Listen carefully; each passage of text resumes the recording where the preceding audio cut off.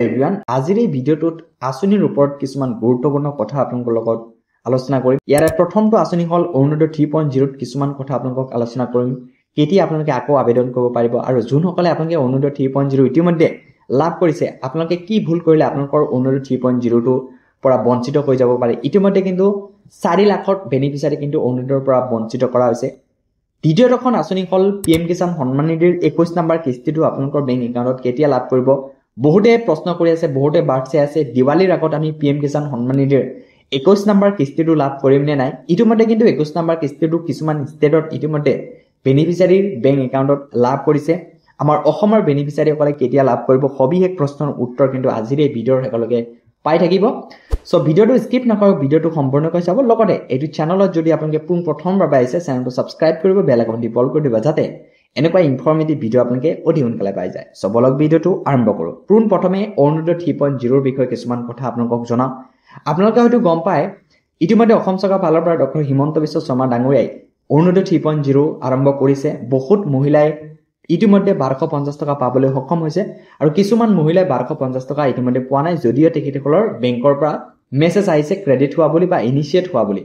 আপোনালোকে অলপ অপেক্ষা কৰিব, আপোনালোকৰ বেংক একাউণ্টত 1250 টকা লাভ কৰিব। সো বহুতে কৈ আছিলে আমি অৰুণোদয় 3.0 আবেদন কৰিব নোৱাৰিলো, সো আমি কেনেকৈ আবেদন কৰিম। ইতিমধ্যে অসম চৰকাৰৰ ফালৰ পৰা কোনো ধৰণৰ অফিচিয়েল নটিফিকেশ্যন অহা নাই যে আপোনালোকে এইটো ডেটৰ পৰা আবেদন কৰিব পাৰিব।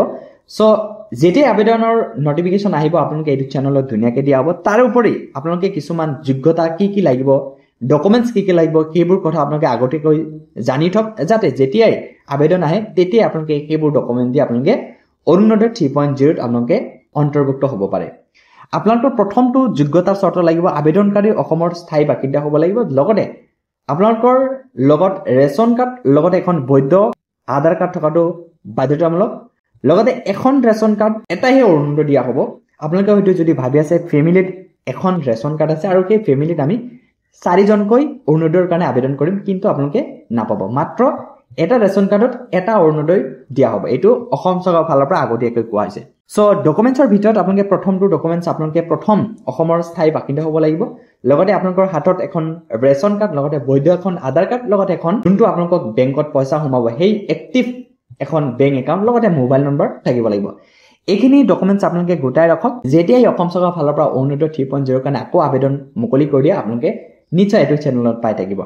বাকী আপোনালোকে হয়তো সকলোৱে গম পায় যোনবোৰে অৰুণোদয় 3.0 আপোনালোকে ইতিমধ্যে লাভ কৰিছে, আপোনালোকে তিনিটা কথা মন কৰিব। আপোনালোকৰ বেংক একাউণ্টত কোনটো আধাৰ কাৰ্ড লিংক হৈ আছে, সেই আধাৰ কাৰ্ডৰ লগত কোনটো মোবাইল নম্বৰ লিংক হৈ আছে সেইবোৰ জানিব লাগিব।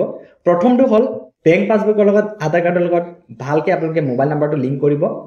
এই যোনবোৰ লিংক হৈ থকা প্ৰব্লেমটো হয়তো বহুতে ফেচ কৰাৰ পিছত কিন্তু যোগ্য হিতাধিকাৰী সেই কিন্তু তেখেতসকলে টকা লাভ নকৰে। অসম চৰকাৰৰ ফালৰ পৰা বাৰম্বাৰ কোৱা হৈছে যে আপোনালোকে টকাটো পাই থাকিবৰ কাৰণে বেংকৰ লগত আধাৰ কাৰ্ডৰ লগত আৰু বেংকৰ লগত মোবাইল নম্বৰ এক্টিভ হৈ থকাটো বাধ্যতামূলক। এইখিনি কথা আপোনালোকে মন কৰিব যে PM কিষাণ সন্মান নিধিৰ 21 নম্বৰ কিস্তিটো আপোনালোকে কেতিয়া লাভ কৰিব।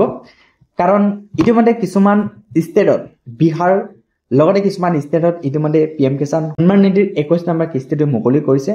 বিশেষকৈ অসমৰ কিন্তু এতিয়ালৈকে PM কিষাণ সন্মান নিধিৰ 21 নম্বৰ কিস্তিটো লাভ কৰা নাই। বহুতে কৈ আছে দিৱালীৰ আগত আমি লাভ কৰিম নে নাই।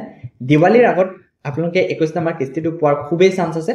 সো আপোনালোকে তাৰ আগতে কি কৰিব লাগিব, KYC-টো কমপ্লিট কৰিব লাগিব। আপোনালোকৰ KYC কমপ্লিট আছে নে নাই ডেছক্ৰিপশ্যনত ধুনীয়াকৈ এখন ভিডিঅ' দি থৈছোঁ, সেই ভিডিঅ'টো চালে ধুনীয়াকৈ আপোনালোকে ঘৰতে বহি কেনেকৈ KYC কৰিব লাগে, কেনেকৈ ষ্টেটাছ চাব লাগে সেইবোৰ আপোনালোকে চাব পাৰিব।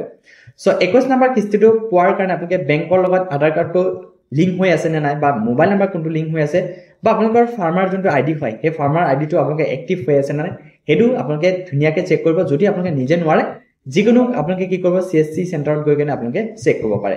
বাকী এই 21 নম্বৰ কিস্তিটো বেছি লেট নহয়। 21 নম্বৰ কিস্তিটো বিহাৰ, ঝাৰখণ্ড এনেকুৱা ষ্টেটত ইতিমধ্যে ৰিলিজ কৰা হৈছে। অসমৰ যোনখিনি বেনিফিচিয়াৰী হয় বা বাকী যোনখিনি বেনিফিচিয়াৰী হয় আপোনালোকে দিৱালীৰ আগত কিন্তু পোৱাটো খুবেই চান্স আছে। নিশ্চয় আপোনালোকে বেংক একাউণ্টটো চেক কৰি থাকিব। বাকী যেতিয়াই আপোনালোকক অফিচিয়েল নটিফিকেশ্যন আহে যে 21 নম্বৰ কিস্তিটো এইটো ডেটত দিয়া হ'ব। সো আশা কৰোঁ আপোনালোকে এই ভিডিঅ'ৰ পৰা অলপ হ'লে উপকৃত হৈছে। আৰু এই ভিডিঅ'টো আপোনালোকে কোনটো ডিষ্ট্ৰিক্টৰ পৰা চাই আছে নিশ্চয় কমেণ্ট বক্সত এবাৰ কমেণ্ট কৰিব। আৰু আপোনালোকৰ কি প্ৰশ্ন আছে নিশ্চয় আপোনালোকে কমেণ্ট বক্সত কমেণ্ট কৰিব। মই আপোনালোকৰ প্ৰশ্নৰ সকলো উত্তৰ দিবলৈ চেষ্টা কৰিম।